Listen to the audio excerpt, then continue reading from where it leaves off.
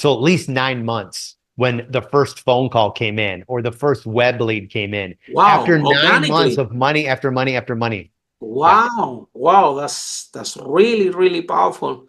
Welcome to Unstoppable Podcast with Harry Sardinas, inspiring conversations with influential millionaires, investors, thought leaders, entrepreneurs who are making a massive difference with their innovative products and services, and sharing the challenges and wisdom of how they sold their first million.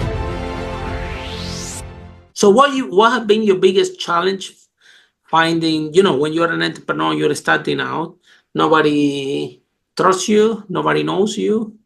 And here you are when your camera, which is now, you told me it's not the best in the market, telling me, oh, I can do amazing video for you. Yeah. So tell us about these early days, how you managed to get your first clients and how you achieved the impossible, because at this stage it's almost the impossible to someone with no experience, just starting the business, nobody knows them, not even the best camera, and why people thought that they should pay you for do the business. How you acquired the first client? What was the challenges and how you overcome the challenges?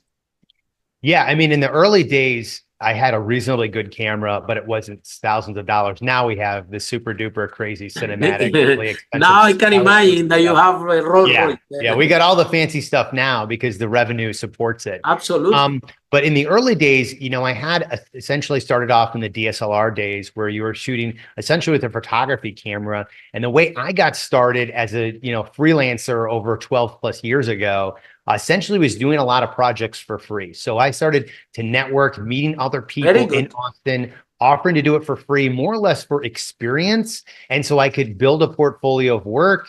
I could get in the motion. I always say motion creates emotion, right? So the more that I'm moving around on a set, the more I'm doing projects in general, the more I'm moving my fingers on a keyboard editing, I create that emotion and stuff of that nature. And then I could use those pieces to then show to other people and then potentially get paid, which ultimately ended up happening. So I was in the early days networking 3 to 4 days because they didn't have a lot of money. I spent a decent amount on my camera stuff, but it wasn't an exorbitant amount. And then I really kind of built long-term relationships with people that became strategic partners who ultimately gave me a lot of jobs. And as that revenue increased, then that's when I started to invest formally into marketing. Yeah, but then, Mark, most of the entrepreneurs don't understand this concept that you just shared, especially in this industry. People start the business and they say, well, okay, if you don't pay me, I don't do the job. And they don't understand that nobody knows you, that at least you know a portfolio, something that people can see. People think that, okay, I have this product and, nobody knows me, I'm new in the market, but it doesn't matter. If they don't pay me, I'm not gonna do it. And then you find that exactly they're broke in the so you, on the other hand, you have like that plan inside your head that say, okay, you understood your position. I'm starting a business. I need some credibility. I need some portfolio to and then you decided to give it up Just 1 second. the hours. Yeah. So how you get this mindset, this mentality?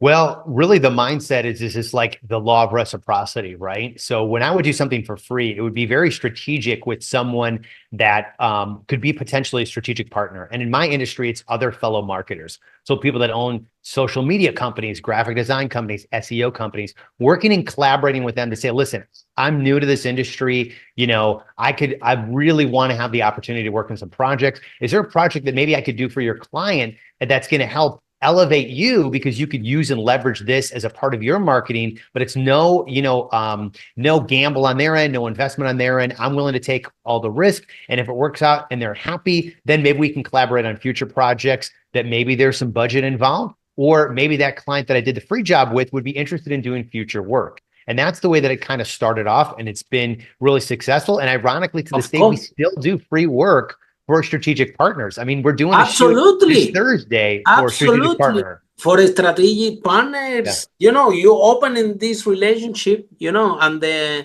the strategic partnership is one of the fastest way to grow the business, right? Because they have your client base, but they're not competing with you. They're doing SEO projects. They're doing.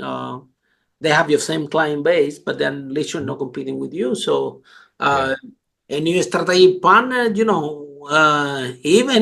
that you have the track record, you have to say that you're open to start the relationship, and you're gonna be the first one to give first. So that is really powerful in terms of building relationships, which is all about business, right? It's about building relationships. So, but still entrepreneurs don't understand that. Still entrepreneurs want to get paid for every single job they do, and after they are complaining that they don't have any clients. So what advice do you have for these people? Well, I would say, how do you want to spend and invest your time? And, my mindset when I first started setting up is I could sit there and I could complain and I could go on chats and forums and, complain about, oh, there's no business, or, oh, the economy sucks, or all this. Or you can go out there and put some miles on your equipment or your craft and start doing work. Because when you're presenting the portfolio of stuff you do, the client isn't going to know if it was 2,000, 10,000, or 100,000, or if it was free. All they know is, this is the caliber that you can expect from me and my team. Absolutely. That's what's most important. So I'd rather be spending my days working on a project, refining my craft, than just sitting there twiddling my thumbs, waiting for the phone to ring when I know there's no marketing, that's going to help that actually happen. Oh, Mark, this is really, really powerful. So, and all that you learned in your previous corporate career, that was amazing. Where did you learn all this stuff? Because it seems to me that you're doing all the right things, and a lot of things that you have done. A lot of entrepreneurs starting up the business, they find it very conflicted to do. They resisted to everything that you're saying. They resisted model startup owners, not even in the media industry, but in general, and in business in general. Number one, they're resisting to put most of the money, time, and effort in marketing and sales. They take all the money to put into the product, which is the wrong approach, and you know very well what I'm talking about. And then number two, they're also reluctant to web free in any form. They are, despite that nobody knows them. And then they only want to get paid for when they work, like if this was a job. Sometimes because they come from the corporate career, which is a job that you work, you get paid. Now they want to apply the same mentality to a business, and it really doesn't work like this. So how come you have this entrepreneur mindset so advanced, whether the rest of the people out there starting a business will behave completely opposite? Do you learn all this in your corporate job, or do you have a book, a friend help you? Do you have someone that is an entrepreneur? Your strategic partners, they guide you and say, man, let's do something. Why you don't give a couple of free things and you will see it's going to work? So who help you out? How you figure out this stuff that again and again and again, if all the entrepreneurs behave like you when they start the business, they will be successful. Now they won't not be broke and the company will be closing. So how you manage? Yeah. So first, never learn from the corporate world anything as far as entrepreneurship. I've learned to never nothing like that. I had a great background in like sales and marketing, but nothing from the corporate world. And I would say absolutely unequivocally 0.0 from any form of college or education on entrepreneurship. College teaches you how to be an employee, not be paving 100%. Your own path and an entrepreneur.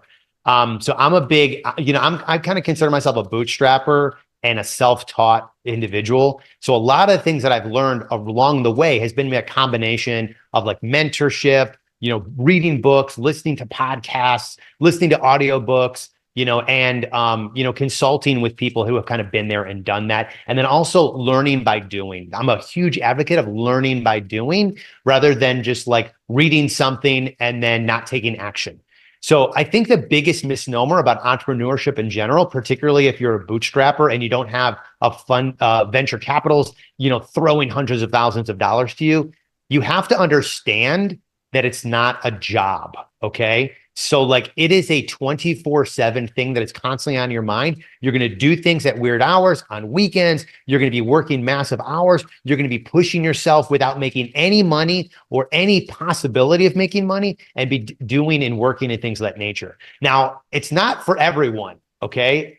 That's the thing, is I think there's a lot of what Noah Kagan would say is wantrepreneurs. They want what they perceive as the life of an entrepreneur, where I've got all this money, I'm got these fancy cars, I've got all these people working for me, and that's just not reality, right? And they want that without going through all of the mud that you have to work through, that you have to walk through in order to get to that point. And that's really what a big part of entrepreneurship is. It's doing things and testing things that you don't know if it's going to work, and you're taking the best educated guess that you can, that's calculated for if it's going to work. Like a perfect instance is when I started to invest in SEO marketing, right? I didn't know that it was going to work. It was 9 months of paying thousands of dollars every single month.